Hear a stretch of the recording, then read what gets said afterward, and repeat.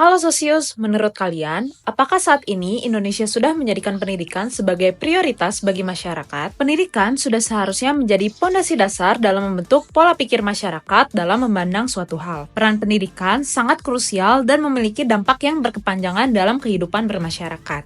Sebagai hak dasar setiap individu, pendidikan harus bisa diakses oleh semua orang secara bertahap, merata, dan sesuai dengan kebutuhan setiap masyarakat. McGowan, dalam bukunya yang berjudul Education as a Human Right, Principle for a Universal Entitlement to Learning, menjelaskan bagaimana pendidikan merupakan hak asasi manusia dan membuka kesempatan yang luas bagi setiap orang untuk menempuh guna membangun kecerdasan dan keterampilan intelektual dalam berpikir kritis. Namun, apakah Indonesia saat ini sudah memenuhi hak masyarakat dengan memprioritaskan pendidikan yang berkualitas, berkelanjutan, dan merata? Pemerintah telah menerapkan berbagai kebijakan seperti wajib belajar 12 tahun, kurikulum 2013, Merdeka Belajar, dan upaya digitalisasi pendidikan.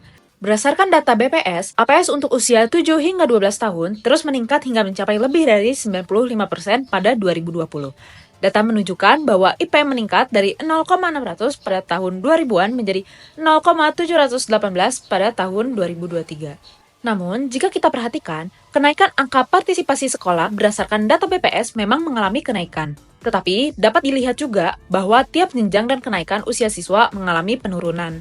Sebagai contoh, pada tahun 2023, APS kelompok usia 7 hingga 12 tahun mengalami peningkatan yaitu 99,16% dari sebelumnya 99,10%.